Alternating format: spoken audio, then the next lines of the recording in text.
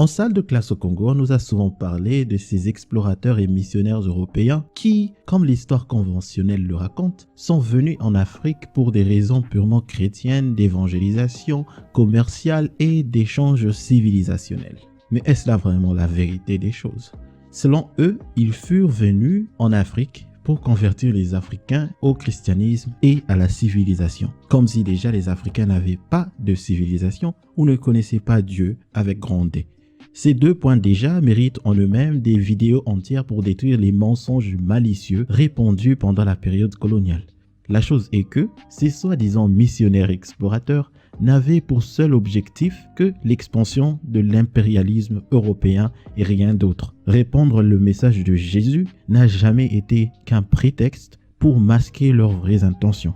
Et c'est ce que nous allons démontrer ici avec de la documentation historique que vous pouvez retrouver dans la description de cette vidéo. Cette période de l'histoire vue sous un angle critique expose la supercherie du narratif selon lequel les explorateurs seraient venus pour des raisons purement évangéliques, commerciales ou de curiosité. Alors tout ce que je vous demande, c'est que vous fassiez preuve d'un minimum d'esprit critique. C'est tout.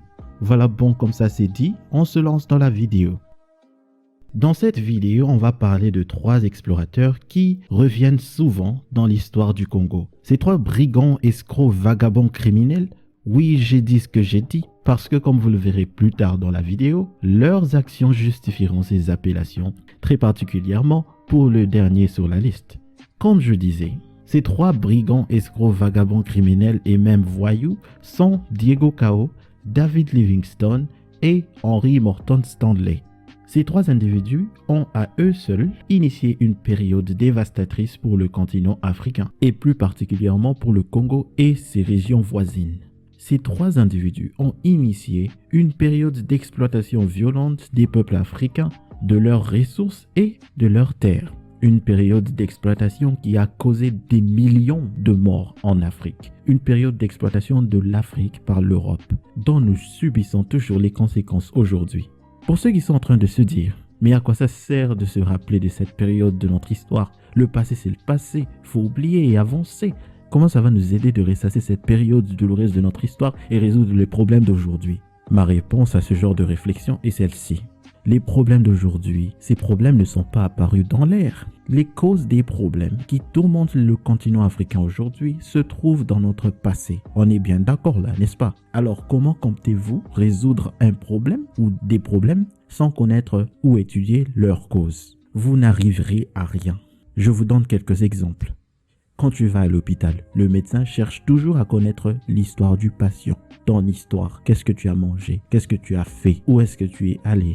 Et ton histoire va l'aider à résoudre ton problème. Pareil quand tu vas chez le mécanicien et tu lui dis que ta voiture ne marche plus. Mais tu omets de le faire savoir que tu as utilisé de l'huile végétale comme carburant. Eh bien, ça lui prendra plus longtemps au mécanicien de trouver la cause du problème. Remarquez déjà qu'il cherche la cause du problème pour résoudre le problème. Alors que si tu lui dis j'ai mis de l'huile comme carburant, il va déjà savoir que non, là est la cause du problème. Tu viens de lui raconter l'histoire du problème, l'histoire de ta voiture. Et c'est pareil pour toute personne qui cherche à résoudre un problème, à moins qu'il ne soit magicien. Et là, bon, c'est abracadabra et le problème est fini. Les magiciens n'ont pas besoin de connaître la cause, il vient seulement et c'est tout. Mais nous ne sommes pas des magiciens, nous sommes des êtres humains dotés de cerveau. Nous sommes dans la réalité, pas dans les contes de fées. Nous ne sommes pas ici pour simplement se souvenir du passé et dire « ouais, bon, on a eu ça et puis c'est tout ». Non, nous sommes ici pour apprendre des erreurs que nous avions commises dans le passé pour ne plus les répéter. Parce que revoir notre passé est une occasion de réexaminer nos actions et voir comment nous pouvons les réajuster pour nos intérêts dans le futur. Cette vidéo est faite pour que les Africains apprennent de leur erreur passée qui les a mis dans cette situation défavorable pour ne plus répéter ces mêmes erreurs dans le futur et choisir un meilleur futur pour eux-mêmes. Voilà ce que je veux que vous retiriez de mes vidéos. Retirons des leçons de notre passé pour nous construire un meilleur avenir. Voilà le but de ma vidéo et des vidéos de ma chaîne en général, car nous avons notre part de responsabilité dans notre chute. Savoir cela nous permettra de réajuster notre comportement et nos actions pour construire un meilleur avenir pour notre peuple. Voilà ma réponse. Bon, maintenant entrons dans le vif du sujet avec le premier de ces vagabonds escrocs communément appelés explorateurs/missionnaires, j'ai nommé Diego Cao. Diego Cao était un soldat portugais et capitaine de navire portugais chargé d'assurer la sécurité des comptoirs portugais en Afrique. Il fut le premier Européen à s'aventurer aussi loin dans le sud de l'Afrique. Ce qu'on entend souvent dans les salles de classe au Congo, c'est que Diego Cao avait découvert l'embouchure du fleuve Congo. Ceci est une aberration des plus obscènes.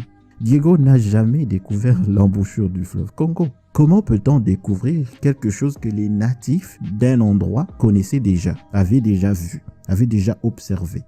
C'est comme l'absurdité qu'on nous racontait à l'école selon laquelle Christophe Colomb aurait découvert l'Amérique. Les natifs de l'Amérique, apparemment, eux, n'avaient pas encore découvert leur propre terre. C'est stupide. Le terme approprié serait de dire que Diego Cao a été le premier Européen à poser ses yeux sur l'embouchure du fleuve Congo. Faut arrêter de nous faire croire que nos ancêtres n'avaient pas encore remarqué que Nzadi, le nom Congo pour le fleuve Congo, se jetait dans l'océan à cet endroit précis. D'ailleurs, savais-tu que le nom Zaïre vient du mot Nzadi ou Nzere que les Bakongo utilisaient pour le fleuve Congo? Ah oui, juste une anecdote pour briller en soirée. Bon, passons. Diego n'était pas le premier à remarquer que le fleuve Congo se jetait dans l'océan à cet endroit. Ça, c'est insulter l'intelligence de nos ancêtres qui avaient déjà remarqué que Nzadi se jetait déjà dans l'océan à cet endroit parce qu'ils y vivaient déjà. Ils fréquentaient l'océan. Faut pas nous faire croire qu'ils ne sont jamais allés dans cet endroit. Il est temps de détruire les escroqueries intellectuelles sur Diego Cao et son voyage. Diego, comme je l'ai dit plus tôt, était un soldat portugais en service en Afrique par ordre de la couronne portugaise qui l'avait envoyé là-bas pour défendre leurs intérêts économiques. Déjà là, on est loin de l'explorateur curieux qui ne cherche qu'à explorer des nouvelles contrées et enrichir sa connaissance du monde. Ça, c'est tout à fait faux. En fait, Diego Cao était en mission économique pour son pays. Et donc, comme les Portugais faisaient déjà du business avec l'Afrique de l'Ouest, Diego, en bon vagabond qu'il était, est allé plus loin au sud pour voir ce qu'il y avait. Il faut aussi noter que Diego n'était pas allé vagabonder pour rien. Il avait pour mission d'aller en reconnaissance et voir s'il y aurait des endroits à conquérir. Ce passage pris sur l'article Wikipédia de Diego illustre bien les intentions de conquête. Je cite. Il fut chargé par le roi du Portugal, Jean II, de poursuivre l'exploration des côtes d'Afrique. Il emporte avec lui, pour la première fois, le padrao, une borne de prière surmontée d'une croix afin de marquer les territoires conquis par la couronne portugaise. C'est à l'embouchure du fleuve Congo qu'il a reconnu qu'il place le premier padrao en 1483. Il poursuit la côte africaine jusqu'au Cap Sainte-Marie, en Angola, à 13 degrés de latitude sud, où il plante une deuxième croix. Durant son second voyage, 1485 à 1486, il descendit davantage vers le sud, jusqu'à Cap Cross en Namibie, où il plante une nouvelle borne. Fin de la citation. On voit très bien que le vagabond venait pour conquérir et détruire nos civilisations. Vu que les Portugais avaient trouvé des royaumes puissants, difficiles à conquérir au nord-ouest de l'Afrique, il voulait voir s'il n'y aurait pas d'autres territoires moins forts et plus propices à la conquête au sud. Mais hélas pour eux, Diego a trouvé un autre royaume puissant au sud, le royaume Congo.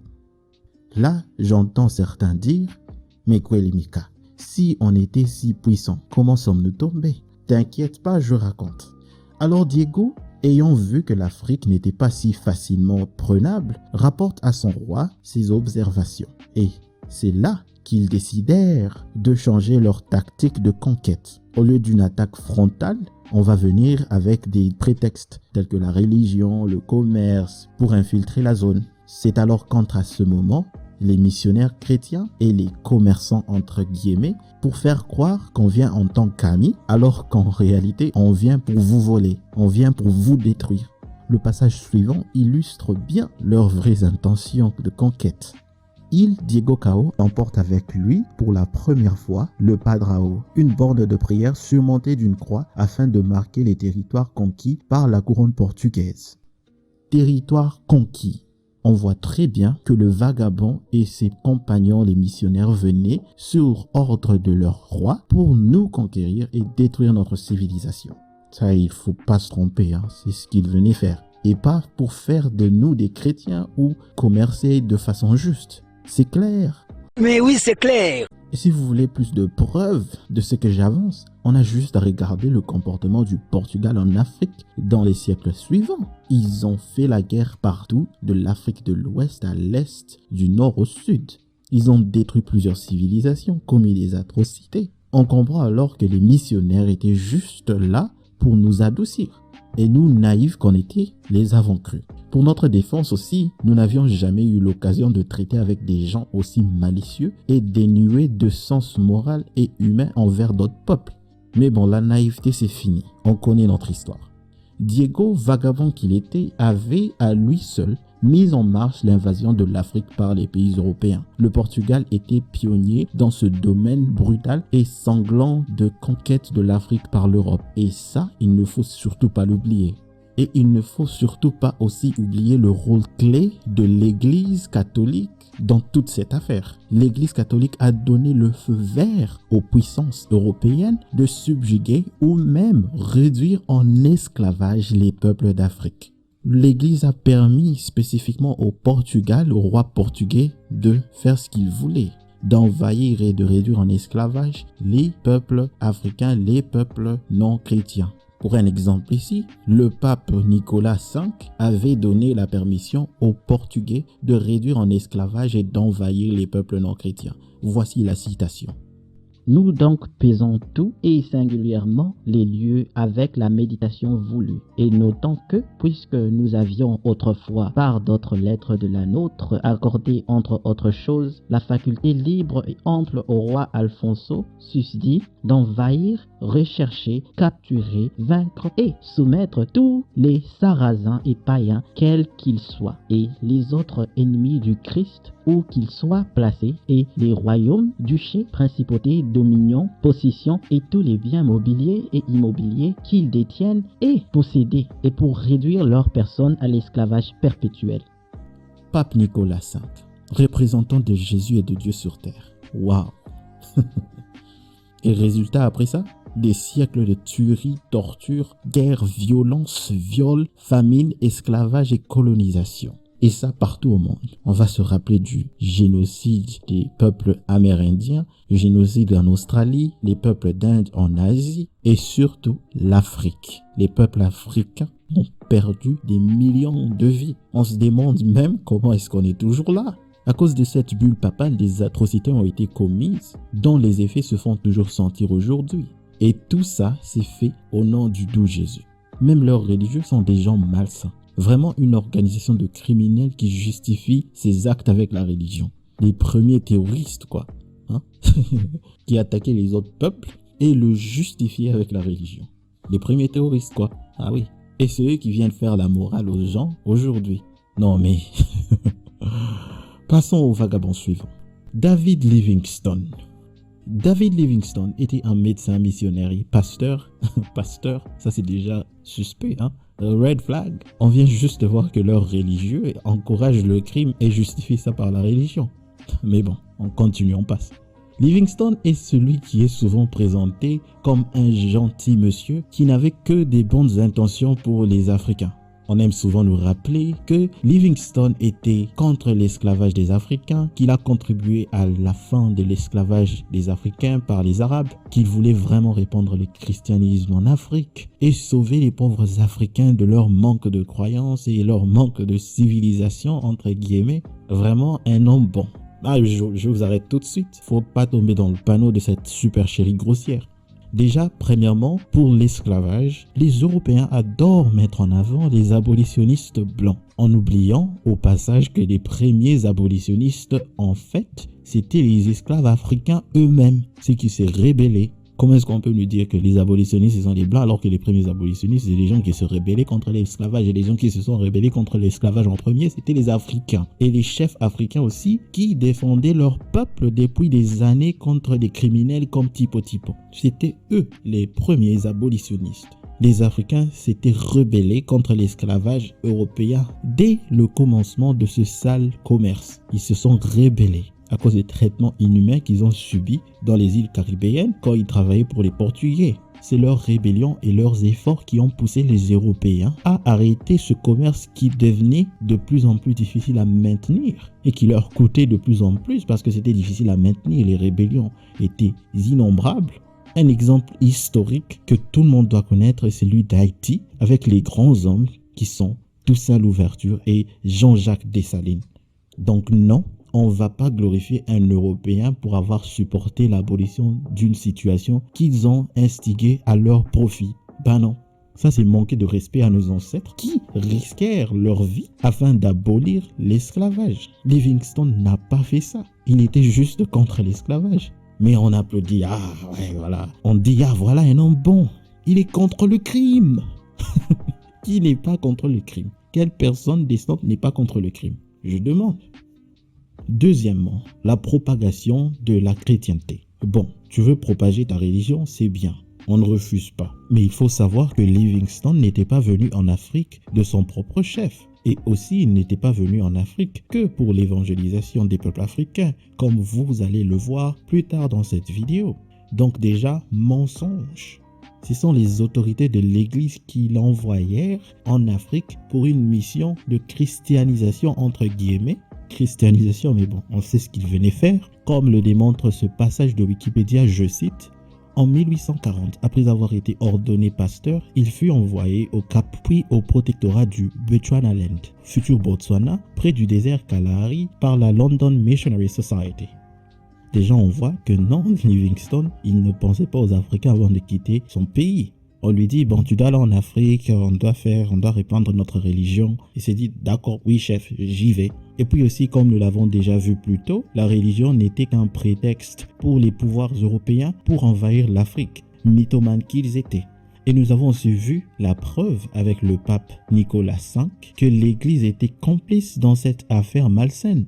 Et il faut aussi savoir que les missionnaires savaient qu'ils ne venaient pas que pour répandre le christianisme. Ils savaient que leur rôle était d'étudier les peuples africains, estimer leurs richesses, l'étendue de leur territoire et les rendre moins méfiants vis-à-vis des colonisateurs. Puis déjà, tu viens introduire Dieu à qui on le connaissait déjà mieux que toi et même plus longtemps avant que tu ne le connaisses toi-même. Mais toujours on nous vend la même entourloupe comme quoi l'Africain ne connaissait pas Dieu. Et le pire, c'est que plusieurs Africains y croient toujours aujourd'hui. Mais ça doit finir. Les missionnaires européens, espions qu'ils étaient, savaient que l'Africain connaissait déjà Dieu quand ils les ont rencontrés pour la première fois. Et que leur mission en Afrique avait un but complètement différent. Et cela était de cartographier les terres africaines, recenser les richesses des terres africaines, du sous-sol africain. Parce qu'ils savaient déjà que les sous-sols africains étaient pleins parce que les Africains leur vendaient de l'or et d'autres métaux précieux.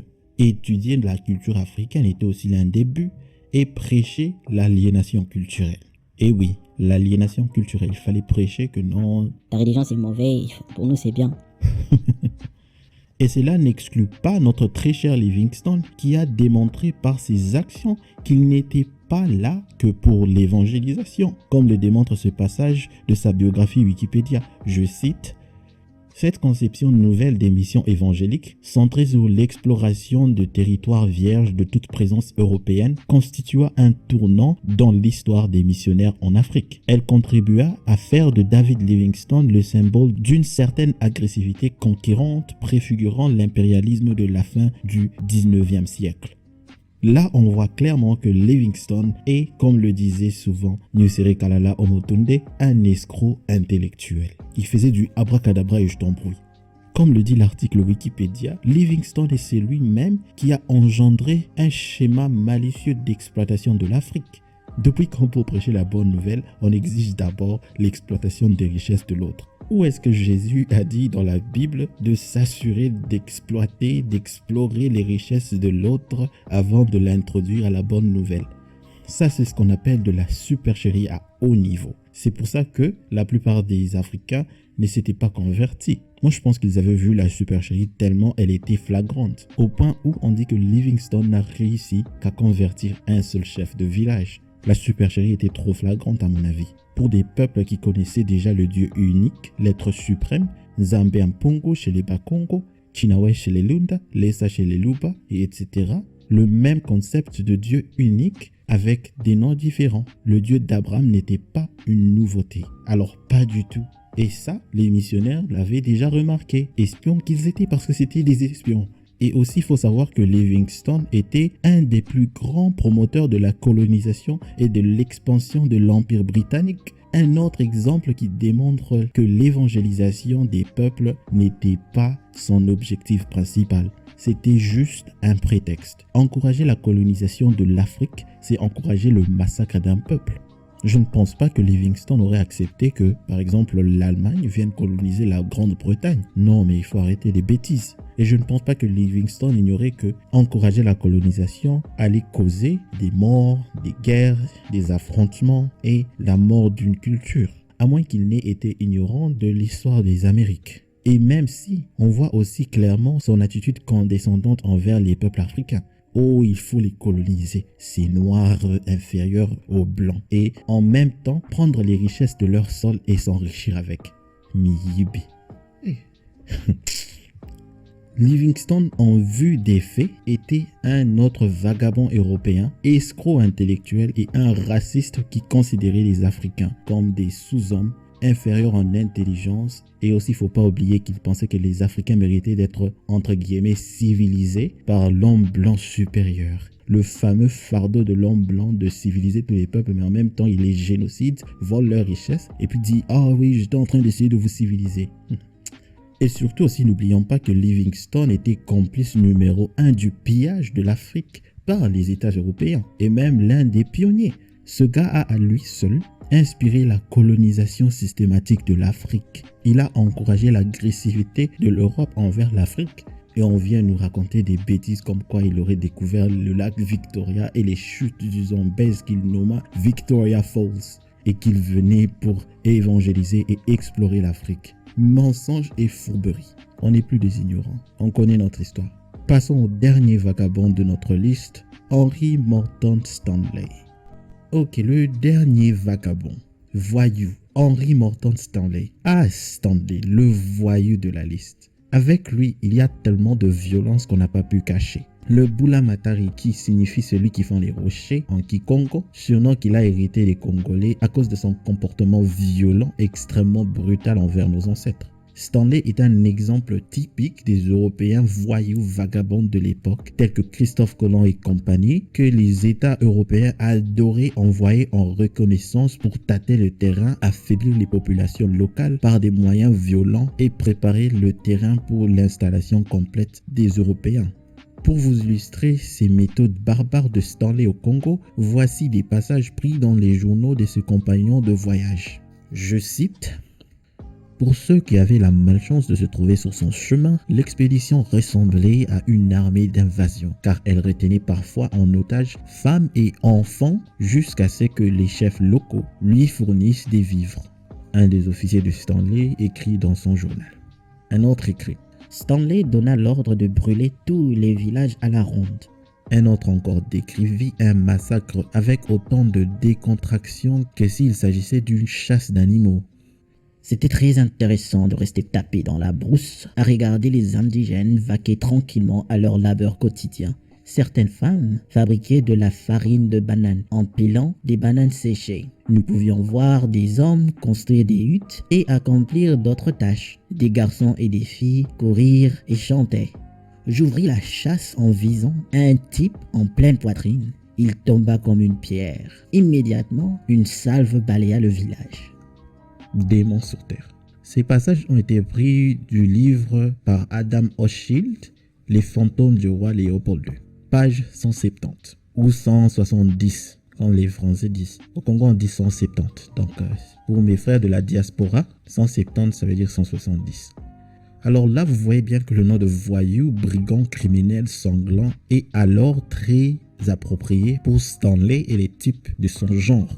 C'est le moins qu'on puisse dire en tout cas. Des villages brûlés, des hommes, des femmes et enfants abattus sans scrupules, des vies innocentes perdues à cause de ce gangster sanguinaire. On sent vraiment le manque d'humanité. Ils ne considéraient pas les Africains comme des humains. On peut le voir et le sentir dans leurs discours, dans leurs journaux. un comportement typique de l'Europe de l'époque qui enseignait à ses populations que les Africains étaient des sous-hommes qui étaient plus proches de l'animal que de l'homme. Et on a eu des théories de beaucoup de pays européens avec des livres entiers qui s'étaient transformés en une science entre guillemets, avec des gens comme Arthur de Gobineau pour la France. En Angleterre, je pense qu'il y avait aussi un. En Allemagne, il y en avait aussi. Avec Carl Linné, celui-là c'est un autre Européen.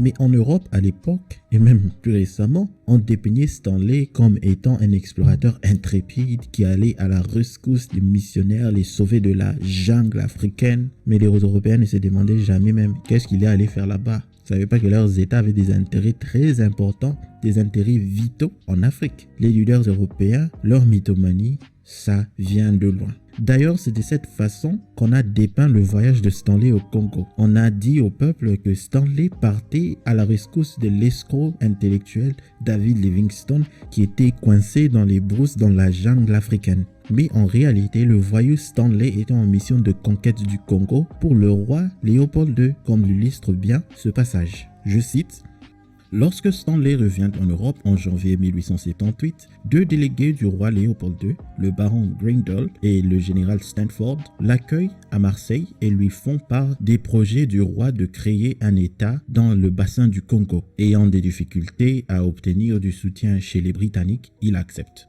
Le 10 juin 1878, Léopold II rencontre Stanley et les deux hommes passent un marché. Stanley va acquérir le Congo pour le roi. Léopold II s'occupe de faire en sorte que cela soit en ordre sur le plan formel. Il passe un accord pour 5 ans.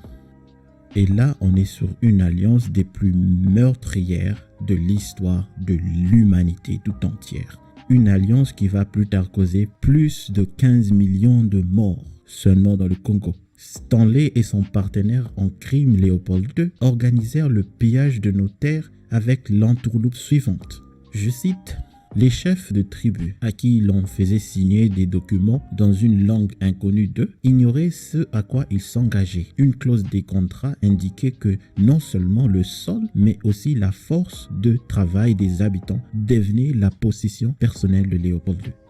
Ah, le manque de scrupules, les voleurs, brigands, criminels. Et ces brigands firent passer tout ça pour une ONG. Ah non, la blague.